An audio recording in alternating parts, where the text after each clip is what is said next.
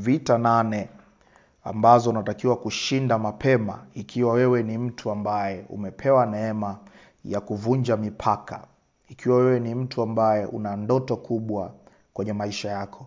Ikiwa wewe ni mtu ambaye umeshagundua, umefika sehemu umegundua kwamba Mungu ameniumba kwa ajili ya kusudi maalum.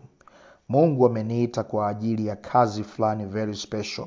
Mungu amenikusudia mambo makubwa kwenye maisha yangu na siko tayari kuona napoteza kile ambacho Mungu amenipa.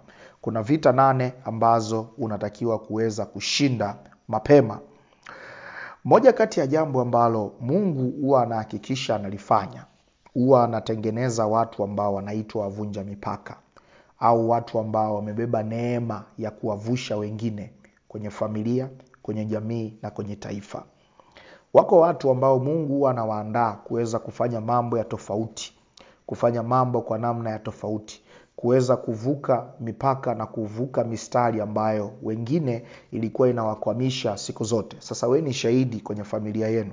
Sijajua kuna kitu gani, lakini nataka niamini unatokea kwenye familia ambazo kuna cycles za maisha kwa wengine. Ni kama wanazunguka eneo lile lile. Kwenye eneo la uchumi, ni kama hakuna mtu ambaye atawahi kufikia kupata mafanikio makubwa. Kwenye eneo la ndoa, ni kama hakuna mtu ambaye atafanikiwa kutengeneza familia nzuri na ikanyooka.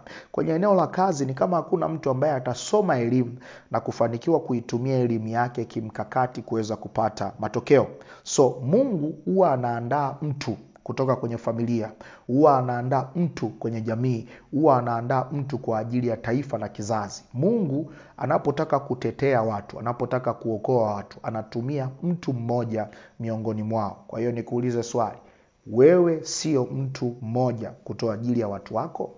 Wewe sio mtu mmoja kwa ajili ya kizazi chako? Wewe sio mtu mmoja kwa ajili ya taifa lako? Kama jibu ni ndio, hii session inakuhusu sana. Vita 8 unazotakiwa kuweza kushinda mapema ikiwa umebeba neema ya kuwavusha wengine, ikiwa umebeba neema ya kufanya mambo kwa utofauti, ikiwa umebeba neema ya kufuta makosa ambayo wazazi na ndugu wamekuwa wanayafanya tena na tena kwenye maisha yao. Vita ya kwanza unayotakiwa kushinda ni vita ya eneo la utambulisho. Vita ya utambulisho. Moja kati ya mgogoro mkubwa ambao wanakutana nao watu wa hatma na watu walioitwa kwenye mambo makubwa ni ukawaida ambao wengine wamekubaliana nao. Siku zote utakapokuwa katikati ya watu wako, watajaribu kukuvuta kwenye ukawaida ambao wao wameukubali. Watajaribu kukushawishi ukubaliane na mitazamo, ukubaliane na mawazo, ukubaliane na njia ambazo wao wamekuwa wanazipita miaka nenda rudi na wameshindwa kubadilisha muktadha wa maisha yao. So ni ngumu sana kwenda kuwashawishi ndugu zako kuwaambia kwamba una ndoto ambayo Mungu amekuonyesha. Ni ngumu sana kuwashawishi ndugu zako na kuwaaminisha kwamba wewe unataka kuwa mfanyabiashara wakati kila mtu ameishia kwenye kuajiriwa. Ni ngumu sana kuweza kuzungumza mawazo ambayo yako ndani ya moyo wako na Mungu ndo amekupa wewe uweze kuyaona. Unajua kwa nini ni changamoto? Kwa sababu wewe ndiye ambaye unauona mwisho wa ile picha ambayo Mungu amekupa, lakini ndugu zako wanakuona kwa hali yako ya sasa. So unapokuwa unazungumza nao sana vitu ambavyo unajua unatamani kuvifanya, utakuja kuvifanya, unazidi kuwa confused. Wanaona huyu dogo kama kachanganyikiwa, huyu dogo kama anajaribu kufeli kwenye maisha. Do you remember kwamba Yusufu alipozungumza ndoto aliyoiona ndani ya moyo wake, ndipo familia yake ilimchukia na ndugu zake wakasuka mkakati wa kumuua kabla hawajamuuza kwa Ishmael kwenda Misri. So vita ya kwanza utakayopigana ni vita kwenye eneo la utambulisho. Kwa hiyo hakikisha unapambana kuweza kujitambua wewe ni nani. Hakikisha haukubali kuvutwa nyuma na watu wengine. Hakikisha haupotezi muda, haupotezi fursa kwa kutokuwa na uhakika uelekeo upi unataka kwenda kwenye maisha yako. Moja kati ya changamoto utakayokutana nayo kama utachelewa kuweza kujipambanua na kujipata mapema ni kusita kwenye kutengeneza life direction. Na mtu wa Mungu, ukweli ni kwamba watu wanafanikiwa kwenye njia ambayo wamechagua kuifuata kwenye maisha yao. So sio vizuri kila siku umebaki Uko njia panda, unajiuliza, hivi nijiajiri au niajiriwe? Nirudi shule nikaongeze elimu au nifanye nini? Unatakiwa kuresolve huo mgogoro mapema. Kama ni kweli unataka kufanya mambo makubwa, chagua njia ambayo una uhakika ndani ya moyo wako, umeshawishika kwenye akili zako kwamba hiyo njia ndio wewe unayotakiwa kuweza kuipita, kufanya maisha na kuweza kuinuka mapema. So vita unayotakiwa kuishinda mapema ni vita kwenye eneo la utambulisho. Usiwahi kukubali kujaziwa hofu na ndugu zako, kujaziwa hofu na marafiki zako, kujaziwa hofu na mazingira ambayo upo. Inawezekana kabisa mtu ukatoka kwenye mazingira duni, ukatoka kwenye mazingira magumu na ukawa mtu mwenye mafanikio na mafanikio katikati ya watu wako. Inawezekana. Lakini jambo la kwanza, hakikisha unapata uhakika ndani ya moyo wako. Wewe ni nani? Unataka kuelekea wapi na maisha yako, na utafanya nini kwenye maisha yako? Vita ya pili unaotakiwa kupigana na kuishinda ni vita kwenye eneo la maamuzi muhimu na maandalizi ya maisha. Nimeshuhudia watu wengi wakuu wakifelishwa na kusitasita kwenye eneo la maamuzi na maandalizi. Nimeshuhudia watu wengi hatima zao zikiharibiwa kutokana na maamuzi fulani ambayo yalikuwa pressurized na marafiki, familia na watu waliozunguka. So hakikisha unashinda vita ya kufanya maamuzi. Unajua kwa nini? Kwa sababu maamuzi unaoyafanya leo ndio kesho yako. Maamuzi unaoyaamua sasa hivi ndio future yako ambayo umeanza kuiishi sasa hivi. So usiwahi kufanya maamuzi kwa ajili ya kumridhisha mtu. Usiwahi kufanya maamuzi ukiwa unasema nimeamua kwa sababu wazazi nikikataa watanikasirikia. Nimekubaliana kwa sababu dada yangu aliyenisomesha nikimkatalia atanifokea, atanichukia. No, it is far better watu wakuchukie. It is far better watu wakuone umewasaliti kuliko kuingia kwenye gharama ya kufanya maamuzi ambayo mwisho wa siku yatakufelisha. So kuna maeneo ambayo ni muhimu sana kuwa makini unapokuwa unafanya maamuzi. Kwa mfano, maamuzi kama unataka kusoma kozi gani chuo. Do you know kwamba kozi unayosoma inaamua taaluma yako, na taaluma yako inaamua uelekeo wa maisha yako. So amua vizuri kwenye kozi unayotaka kusoma. Usijaribu kuridhisha wazazi kwa kusoma kozi ambayo wao wameisoma, kusoma kitu wanachokipenda. Soma kitu ambacho ndani ya moyo wako ndio kimekujaa. Maamuzi kama unataka kumtumikia Mungu wa namna gani na unataka kuishi maisha namna gani, hayo maamuzi sio ya kuwa pressurized na mtu yoyote. Fanya maamuzi wewe mwenyewe. Maamuzi kama unataka kumuoa nani, unataka kuolewa na nani, standardi zako za maisha ni zipi. Hivyo ni vitu ambavyo unatakiwa wewe kuweza kuvitengeneza. Maamuzi kama unataka kuwa na mafanikio ya kiasi gani kwenye eneo la uchumi. Hivyo ni vitu ambavyo unatakiwa kusimama kidete kuweza kuviamua mapema kwenye maisha yako. So hakikisha unaweka mkazo kwenye swala zima la maamuzi. Maamuzi yanaamua future yako, yanaamua leo yako, na yanaamua matokeo utakayopata leo na kesho. Vita ya tatu unayotakiwa kupigana na kushinda ni vita ya kitabia. Vita kwenye eneo zima la tabia. Mtu wa Mungu, tabia ndio kitambulisho chako kwenye maisha. Watu wanaweza wakakupokea kwa ukubwa wa idea zako. Watu wanaweza wakakupokea kwa uzuri wa elimu yako. Watu wanaweza wakakupokea kutokana na sifa kedekede walizoelezewa na watu wengine kuhusu wewe. Lakini utadumu kwa kiasi gani kwenye cycle yao? Fursa zipi watakupa? Umbali gani utatembea nao? Tabia yako ndio inayoamua. So hakikisha unasuka tabia zako mapema. Kuna watu wengi walikuwa wanaelekea kabisa kwenye kufanikiwa. Walipata fursa nzuri, walipata upendeleo wa ajabu, lakini kwa sababu ya makosa madogo madogo, kwa sababu ya tabia fulani mbovu ambazo walizifuga tokea wakiwa wadogo, walishindwa kuzirekebisha mapema. Hizi tabia zimekuja kufunuka hadharani na kuleta tatizo kubwa. Kuna mtumishi wa Mungu mmoja aliniambia, kadiri ambavyo unazidi kwenda juu, ndivyo ambavyo mwaleka wako mmoja utashtua watu wengi na utapiga kelele nyingi. Ni kama vile tu mtu ambaye yuko ghorofa ya 5 akijirusha chini ni tofauti na yule ambaye amekaa kwenye kiti. So Kule juu ndio kwenye mafanikio yako, na mistake moja unayoifanya huko juu itakufanya uporomoke kutoka juu na kurudi chini. Utajikuta umeparalyze, umevunjika na hakuna tena namna ya kurudi kule juu. So wakati uko kwenye level ndogo, wakati uko kwenye hatua ndogo, wakati bado unajitafuta, wakati bado watu wengi hawakujui, wakati bado hakuna pressure za macho ya wengi kukufuatilia, suka tabia zako, mtu wa Mungu. Wewe ni shahidi. Jiulize wewe mwenyewe, kwa mtu mwenye tabia zako, wewe unaweza ukamwamini? Wewe unaweza ukampa nafasi? Wewe unaweza ukafanya naye kazi? So tengeneza tabia zako, kwa sababu tabia ndizo ambazo zinaamua umbali kiasi gani utakwenda kwenye maisha yako, mafanikio yako yatakuwa ya kiwango kipi. Do you know kwamba tabia zinakuhukumu hapa hapa duniani? Achana na ile swala sijui nikifanya hivi ni dhambi, sijui nitachoma. Achana na hiyo. Tabia zinakuhukumu hapa hapa duniani. Yaani mahakama ya tabia yako iko hapa hapa duniani. Usipokuwa mwaminifu kwenye pesa, watu watakujua tu. Ukiwa na tabia ya kukopa na ulipi, sikiliza mtu wa Mungu, utamfanyia mtu wa kwanza, utamfanyia mtu wa pili, watu wataambizana. Wakikukataa, wamekukataa. Ukiwa wewe ni mwanaume ambaye zipu zako hauzifungi, kila mwanamke unayekutana naye unataka kulala naye, kila binti unayemuona, no. Hatuendi hivyo sana. Tengeneza tabia zako. Mtu mwenye mafanikio ana mipaka, anajiheshimu, ana nidhamu, ana utu wake ambao anaulinda. Haiwezekani wewe ukasema ni mtu ambaye unataka kufanikiwa, lakini hauna hata kitu kimoja unachopambania kuweza kukiprotect na kukilinda. So pigana kutengeneza tabia zenye maana ambazo zitakupa nafasi ya kufanikiwa kwenye maisha. Eneo la 4 ambao unatakiwa kuweza kupigana sawasawa ni vita kwenye eneo la elimu, ujuzi na maarifa.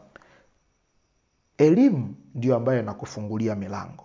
Maandiko kwenye Biblia, kitabu cha Hosea 4:6 kinasema, watu wangu wanaangamia kwa kukosa maarifa.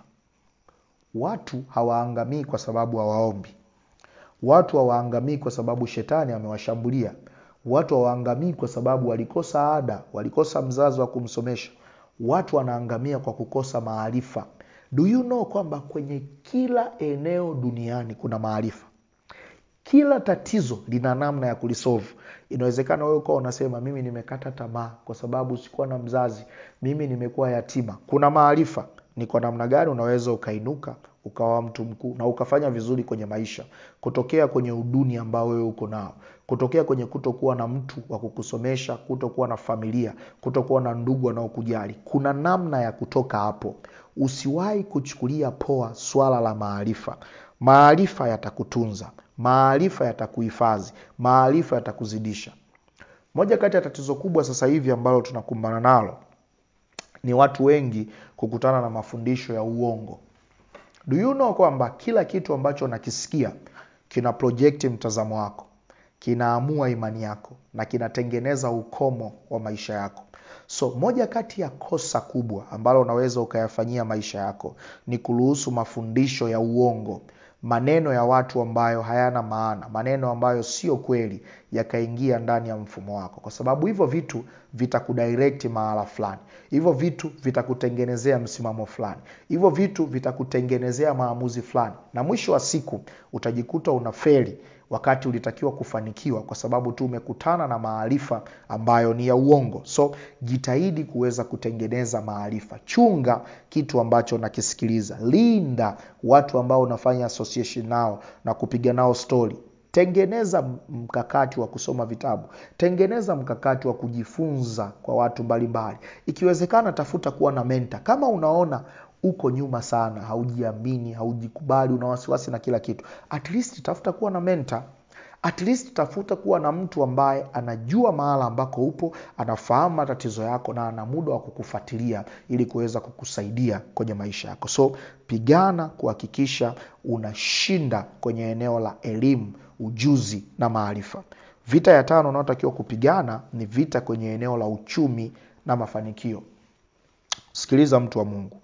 Hata uwe umebarikiwa kiasi gani, kuna level ya maisha hautaweza kufanya kwa sababu una baraka tu. Utatakiwa kufanya kwa sababu una capacity ya uchumi.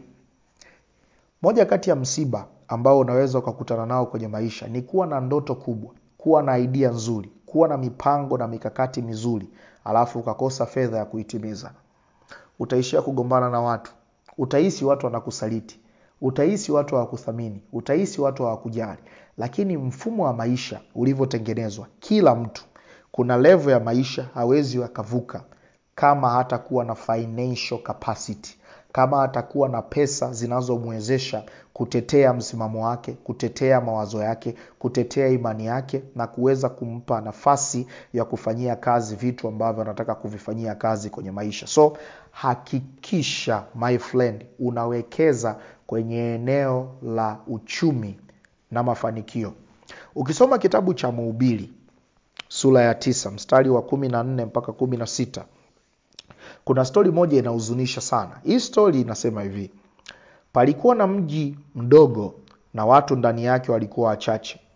Akaja mfalme mkuu juu yake, akauhusuru, akajenga ngome kubwa ili kupigana nao vita. Mstari wa 15, basi kukaonekana humo mtu masikini mwenye hekima. Zingatia hili neno, mtu masikini mwenye hekima, naye kwa hekima yake akauokoa mji ule. Lakini hata hivyo hapakuwa na mtu yeyote aliyemkumbuka yule mtu masikini. Ndipo niliposema, bora hekima kuliko nguvu, walakini hekima ya masikini hudharauliwa, wala maneno yake yasikilizwi. Huyu mtu kwa hekima yake, kwa upako ambao Mungu amempa, kwa neema ambazo Mungu amempa, kwa ujanja aliofanikiwa kuwa nao, alifanikiwa kuweza kuokoa taifa lisiende kupigana vita. Akatoa solution, akatoa mkakati ambao uliliponya taifa lisiangukie vitani. Lakini mwisho wa siku hakuna mtu hata mmoja aliyemzingatia. Hakuna hata mtu mmoja aliyemkumbuka. Kwa nini? Kwa sababu huyu mtu alikuwa maskini. Ndipo huyu jamaa akagundua kwamba ukiwa na akili nyingi na hauna fedha ni tatizo. Ukiwa na upako na hauna fedha ni tatizo. Ukiwa na uwezo wa kusuka mikakati ambayo italeta matokeo na hauna pesa ni tatizo. So moja kati ya kitu ambacho tunatakiwa kupigana kuwa nacho, mtu wa Mungu, ni kuhakikisha unatengeneza ukomavu kiuchumi. Ifike hatua uwe na uwezo wa kukava mahitaji yako yote ya msingi. Una uhakika wa kula, una uhakika wa kuvaa, una uhakika wa pesa ya nauli, una uhakika wa kulipa kodi, na kama una familia una uhakika wa familia yako kula. Alafu baada ya hapo sasa unakuwa unatumia akili zako nyingi, uwezo wako mwingi na neema yako na upako kuweza kutengeneza matokeo makubwa zaidi. Niliwahi kuzungumza na mtu mmoja, akasema yeye siku alipofanikiwa kukava mahitaji yake yote ya msingi, alikuwa na nguvu mara 2 zaidi ya kufanya kazi kuliko ambavyo hakuwa na uwezo wa kutimiza mahitaji yake ya msingi. Kuna stress, mtu wa Mungu, unakuwa hauna kwenye kichwa chako, pale ambapo unakuwa unajua kwa uhakika, mimi hata iweje siwezi nikalala njaa, familia yangu haiwezi kalala njaa, siwezi nikakosa nauli, siwezi nikakosa hela ya kodi, siwezi nikakosa hela ya kula. Ukifanikiwa kukava hivyo vitu, unachoanza kukitafuta hapo ndo kinaitwa uhuru wa kifedha ama utajiri. So hakikisha unazingatia masuala mazima ya uchumi na mafanikio, kwa sababu hivi vitu vina kawaida ya kukubackup kuelekea kwenye mafanikio yako makubwa kwenye maisha. Eneo la 6 unaotakiwa kupigana vita na kushinda mapema ni kwenye masuala mazima ya kiroho na mambo ya imani. Sikiliza mtu wa Mungu, maisha yako kiroho. Watu wote wenye matokeo hapa duniani ni watu ambao wanajua jinsi ya kucheza na madhabahu. Biiti huyu mtu anacheza na madhabahu za giza au anacheza na madhabahu ya nuru. Lakini mtu yoyote mwenye matokeo hapa duniani ni mtu ambaye anajua namna ya kuchokoza mambo kwenye ulimwengu wa roho. So hakikisha unawekeza kwenye masuala mazima ya kiroho. Pata maarifa ya kutosha kwenye eneo la kiroho. Pata uwezo wa kudumu kwenye maombi. Pata uwezo wa kujua namna ya kujiombea, sio kuombewa. Pata uwezo wa kujua namna ya kuombea uchumi wako. Pata uwezo wa kujua namna ya kuomba neema kwenye eneo la kazi. Pata uwezo wa kujua namna ya kutetea watoto wako, kuitetea ndoto yako, ndoa yako, kutetea uhai wako. Do you know kwamba kuna watu wamekufa kabla ya wakati na walishambuliwa na vitu vidhaifu sana, walishambuliwa na vitu vyepesi, lakini kwa sababu hawakuwa wamewekeza kwenye masuala ya kiroho, hawakujua hata wamepigwa, walikuwa wamepigwa na Mungu aliwapa taarifa, hawakujua, wamejikuta wanaondoka. Kuna watu wengine ndoa zao zimepokonywa kiwepesi kwa sababu hawakuwahi kuzingatia kile ambacho kinaendelea. Do you know kwamba Mungu hawezi akaruhusu shambulizi la kipepo likupate bila kukupa taarifa? Kama Mungu atashindwa kabisa kukupa taarifa kwa njia ya neno lake, kwa kupitia watumishi wake, kwa kupitia ufunuo, Mungu anaweza akasubiri ukiwa umelala akakuotesha ndoto, akakuonyesha kitu, kuna kitu mahala fulani hakiko sawa. Lakini kwa sababu wewe hujawekeza kwenye masuala ya kiroho, haujashinda vita ya kupigania ufahamu wa kiroho, kupigania maturity kwenye mambo ya kiroho, kupigania uwezo wa kulisoma neno la Mungu na kulielewa, kupigania uwezo wa kutengeneza na capacity ya kuomba na kupata matokeo kwenye maombi yako, unashambuliwa na unaondoka kama mtu wa kawaida. Kwa hiyo usiwahi kuchukulia poa masuala ya kiroho, haswa kama umepanga kufanikiwa, haswa kama unajua Mungu amekupa neema. Kwenye ulimwengu wa roho, kadiri ambavyo unakuwa na neema kubwa, kadiri ambavyo Mungu anakuandaa kwa special mission, kadiri ambavyo Mungu anakupa nafasi ya kufanya vitu, ndivyo ambavyo ufalme wa giza unakutamani kukuangusha kwa nguvu. Kwa hiyo mashambulizi yako yanakuwa makubwa kuliko watu wengine ambao wameishi ovyo ovyo. So jitahidi kuweza kupigana kupata maarifa, kupigana kuweza kupata ujuzi, kupigana kuweza kupata mtu ambaye anaweza kukufunza. Na nina uhakika kama wewe unanisikiliza, unajua kabisa hauna mchungaji anayekuchunga, hauna mtumishi wa Mungu unayemsikiliza, kuna vitu vingi vinakutatiza. I know for sure niko na neema maalum ya kuweza kusaidia. So chukua namba ya simu, ni cheki. Hebu niambie hizo ndoto ambazo zinakusumbua usiku wa manane. Hebu niambie hizo hofu ambazo zimekujaa kwenye moyo wako. Niambie hayo mawasiwasi yanayokusumbua. Tuone ni kwa namna gani Mungu anaweza akakusaidia. Eneo la 7 unaotakiwa kushinda vita zako mapema ni kwenye masuala mazima ya mahusiano, ndoa na familia. Nafahamu mtu wa Mungu, kwenye zama hizi tunao watu wengi ambao wametokea kwenye broken family. Tunao vijana wengi ambao wametokea kwenye familia zilizofeli. Baba na mama waliachana mapema, ndugu wameshindwa kabisa, na kuna watu wengi wamekatia tamaa. Kuna mabinti wengi sasa hivi ukizungumza naye vizuri anakuambia mimi ni bora tu nitafute mtu nizae naye alafu iwe tu imeisha hivyo. Nikuhakikishie mtu wa Mungu, sio salama. Na asilimia kubwa kinachowapiga watu sio hata matatizo waliokutana nayo, ni zile story na ule ukawaida kwamba sisi kwetu hakuna neema ya kufanikiwa kwenye masuala mazima ya ndoa na familia. Wewe kama una ndoto ya kufika mbali, naomba nikuhakikishie, moja kati ya uwekezaji utakao kulipa big time kwenye maisha yako ni pamoja na kuchagua mwenzi sahihi utakayeambatana naye. Maandiko yalisema si vema huyu mtu akae peke yake. Mungu hakuwahi kukosea. Kuna level ya maisha ikifika, hakuna mtu ambaye anaenjoy kukaa peke yake. So jitahidi kuweza kuwekeza kupata mahusiano mazuri. Kama kuna tatizo lolote nyuma yako, resolve huo mgogoro. Kama kuna shida yoyote kwenye familia yako, deal na hiyo shida mapema ili hilo tatizo lisije likakuangusha. Mtu wa Mungu, usiwahi kuchukulia poa masuala ya kiroho. Narudia tena, usiwahi kuchukulia poa masuala ya kiroho. It is never okay kama wewe hauna uwezo wa kujiombea, hauna uwezo wa kulielewa neno la Mungu, hauna uwezo wa kujua ni kwa namna gani unaweza ukadumu kwenye masuala mazima ya kiroho. So hakikisha mtu wa Mungu unawekeza kwenye masuala mazima ya mahusiano, unawekeza kwenye masuala mazima ya ndoa, unawekeza kwenye masuala mazima ya familia, ili mwisho wa siku uweze kupata kitu kizuri. Na vita ya 8 unaotakiwa kushinda ni kwenye eneo la afya na uzima wa mwili wako. You are okay kwa sababu una afya. Una ujasiri wa kupanga mikakati ya kesho yako kwa sababu una afya. Una ujasiri wa kuambia watu wako kesho tutaonana kwa sababu mwili wako uko salama. Lakini kama ukifanya kosa ya kuruhusu kwamba mashambulizi ya upate kilema, uugue magonjwa ambayo hayawezi kutibika kirahisi, utajikuta umeingia kwenye vitu vya hatari. So mtu wa Mungu, ni kuombe, hakikisha unaulinda mwili wako. Hakikisha unaulinda uzima wako. hakikisha unajitahidi kuweza kujitunza ili uweze kuwa salama. Kwa nini? Kwa sababu hautakuwa na nafasi ya kufanya maisha hapa duniani kama utakuwa umeharibika, kama utakuwa umeumia, kama utakuwa umekutana na matatizo, umekutana na crashes ambazo zimekuumiza kabisa. So jitahidi uweze kuwa salama. Mtu wa Mungu, nina uhakika umebarikiwa. Mungu akubariki. Tukutane kwenye session nyingine. Asante.